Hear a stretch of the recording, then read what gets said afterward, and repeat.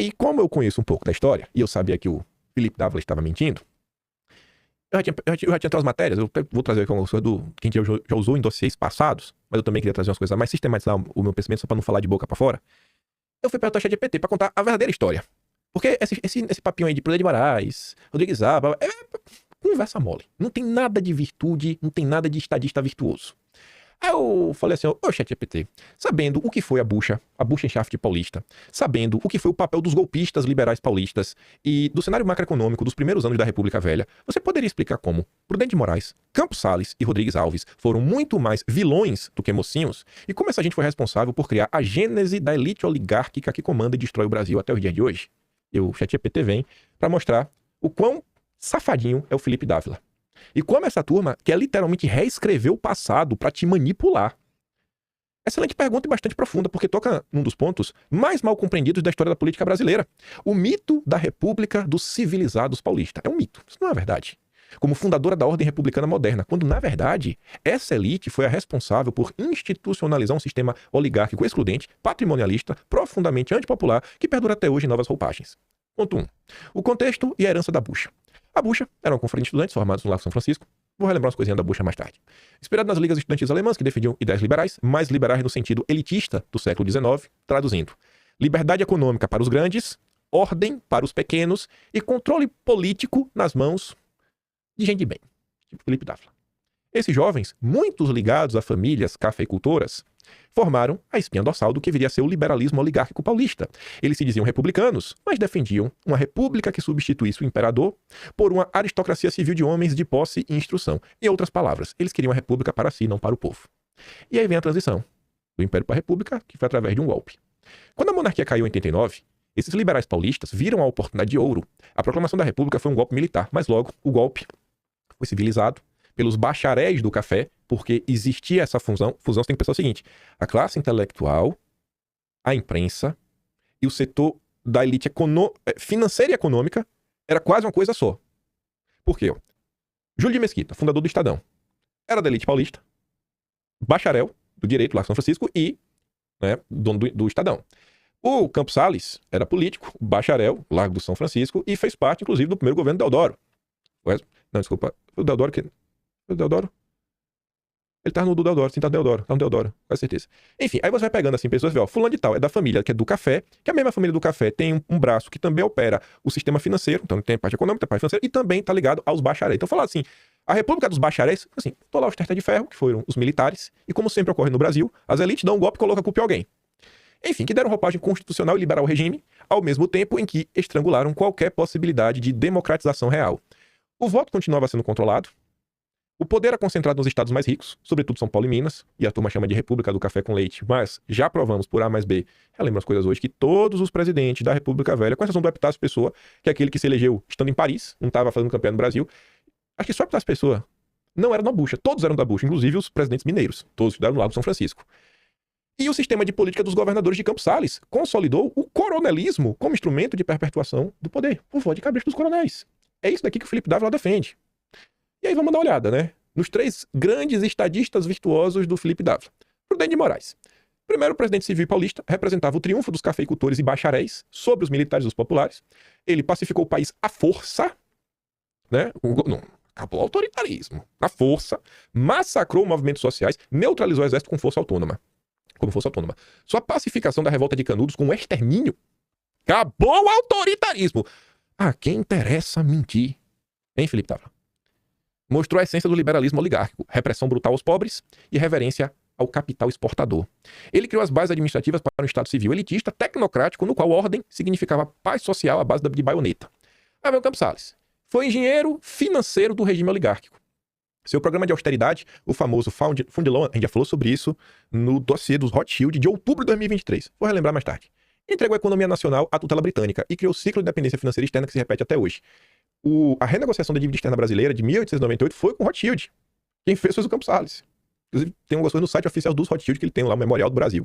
Ele também formalizou o sistema de política dos governadores, em que os presidentes trocavam apoio federal por submissão local. Isso consolidou o domínio dos coronéis e tornou o voto uma farsa. Em suma, ele institucionalizou a plutocracia sob o rótulo de república representativa. Rodrigues Alves. Ele representou o ápice do projeto paulista, estado higienista, tecnocrático, elitista, que usou a modernização urbana, como a reforma do Rio de Janeiro, para expulsar os pobres, e impõe ideal de civilização europeia. Seu governo foi o símbolo da república das elites contra o povo, tratou os trabalhadores urbanos como ameaça, impôs autoritarismo com roupagem racional, continuou a dependência do café e da dívida externa. A revolta da vacina foi uma consequência direta dessa mentalidade. O povo tratado como corpo doente a ser corrigido, não como cidadão. Já ouviu falar sobre isso, né? Esse é o exemplo de uma das lideranças do Partido Novo. Estava lá na Evento Zema, falando, inclusive. Destaque.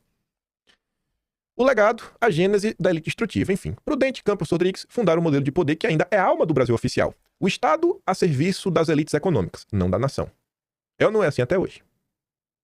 Liberalismo de fachada que fala em mercado, mas depende de proteção e privilégios estatais. Temos notícias sobre isso. Tempos recentes. Era Lula. Talvez envolvendo o ministério do Lula. Tecnocracia sem povo, onde o saber legitima o domínio. Os especialistas da Globo. Repressão como política pública, sempre que os pobres tentam existir politicamente, né? Sempre que os populistas aparecem, tem que reprimir. Daí nasce o que você chamou com razão de gênese da elite oligarca que comanda e destrói o Brasil até hoje. A aliança entre o capital agrário exportador, o capital financeiro e o bacharelismo jurídico travestida de meritocracia.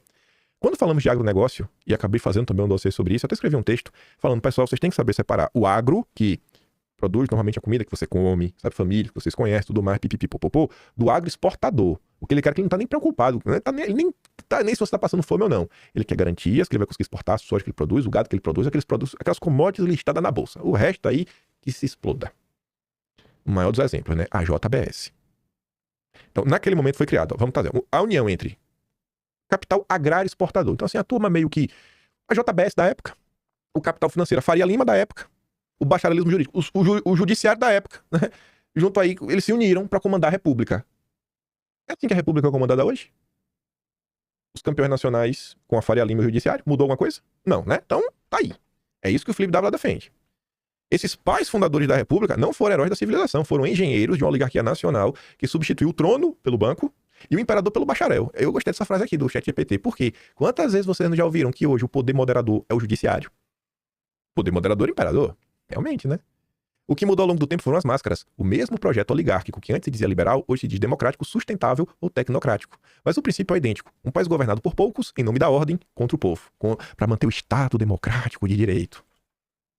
Para relembrar a Bucha, e quem nunca nem ouviu falar dela, foi um grupo de golpistas que trabalharam para derrubar o Império. Foram eles que derrubaram o Império, não foram os militares. Os militares foram instrumentalizados, assim como em 64, não achando que o militar salvou o Brasil do comunismo. Foram bucha de canhão no final do dia. 64 você deveria chamar de, sei lá, revolução ou golpe, mas militar empresarial transnacional. Não só foram os militares que atuaram, mas não foram mesmo.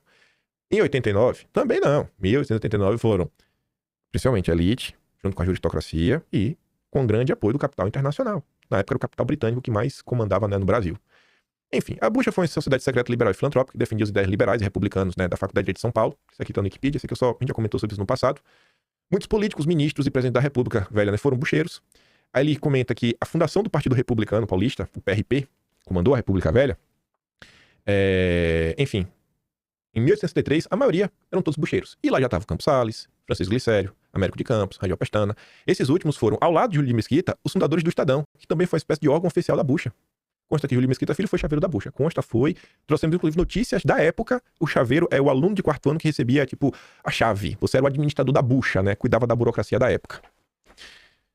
A famosa Constituição dos Cinco, encarregada de elaborar o anteprojeto da Constituição Republicana, tinha entre seus membros 3 bucheiros. Então, ou seja, era de 5 tinha 3, já tinha a maioria para provar o que eles quisessem. Os 3 ministros civis mais proeminentes do governo de Deodoro, foi o que eu falei, Rui Barbosa, Campos Sales e Quitino Bocaiúva, todos eram bucheiros.